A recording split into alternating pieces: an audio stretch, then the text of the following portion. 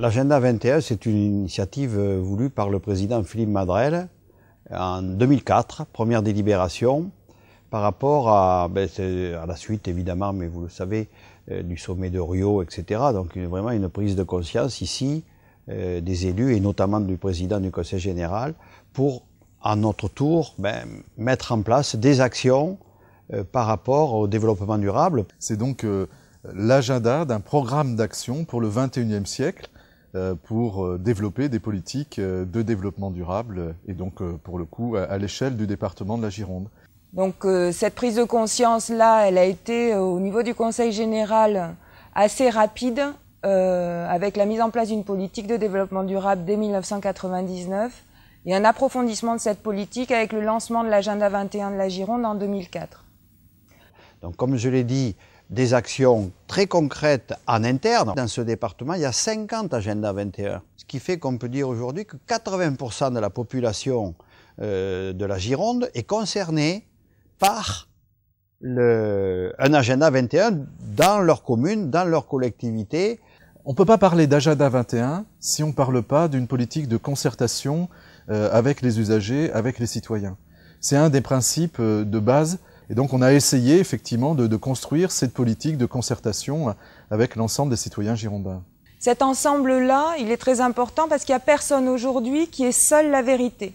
Un atelier citoyen, c'est, contrairement à ce qui peut se faire par ailleurs, c'est d'aller chercher vraiment le citoyen ordinaire, entre guillemets, sans que ça ait rien de péjoratif. On va aller chercher des Girondins de toute provenance sociale, géographique, de genre, d'opinion, pour les faire travailler. Je me suis dit humblement, si mon avis de citoyen lambda pouvait être intéressant, allons-y, j'avais un peu de temps, donc je suis toujours intéressé pour partager des idées.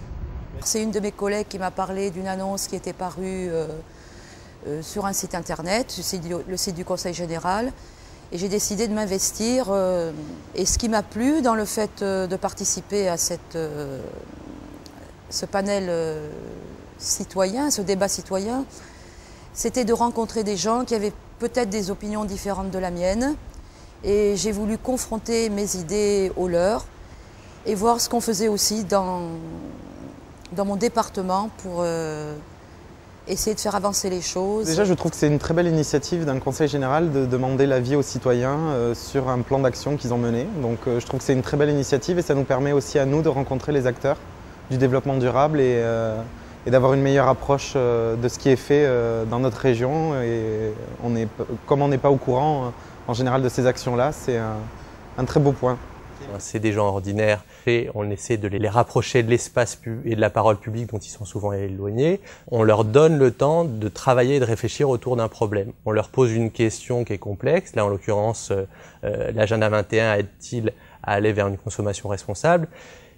Et le principe, c'est qu'on leur pose pas cette question de but en blanc, alors que souvent ils savent pas ce que c'est un Agenda 21. C'est pas un sondage où dans la rue on va vous demander ce que vous pensez de l'avenir de la planète. C'est vraiment l'idée d'atelier. On les fait travailler et à l'issue de ces 2 week-ends de travail où ils auront vu une vingtaine d'experts, d'intervenants, que ce soit des élus, des techniciens, des militants associatifs, des universitaires, qui leur auront présenté toute une série d'idées, de points de vue autour du sujet traité. Ils se seront petit à petit forgés une opinion en partant de rien ou presque, et ils arriveront à construire un avis qui est l'aboutissement du processus dont on vient de vivre la restitution ce matin, un avis écrit qui fait en général entre 5 et 8 pages. Il y a une grande partie de la population dont je fais partie qui en a rien à faire du bio.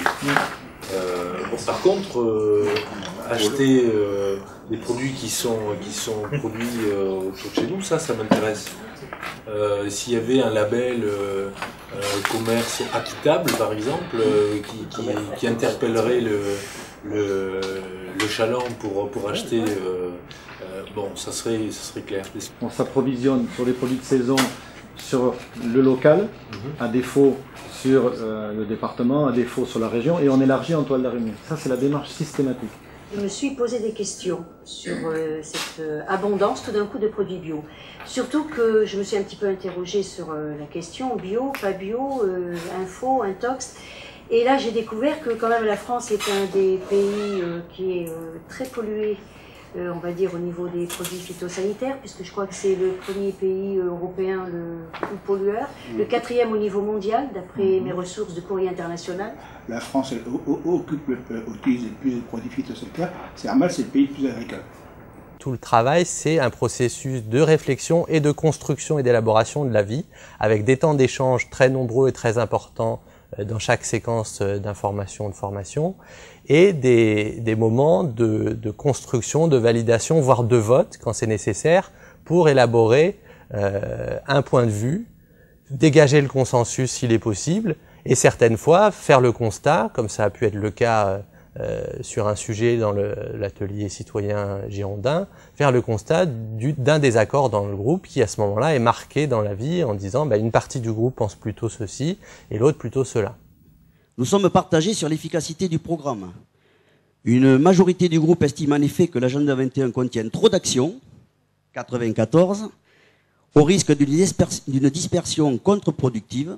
Cependant, un tiers d'entre nous estime au contraire qu'il est utile d'avoir un champ le plus large possible. La différence, à mon avis, elle se situe à 3 niveaux. La première, c'est le public.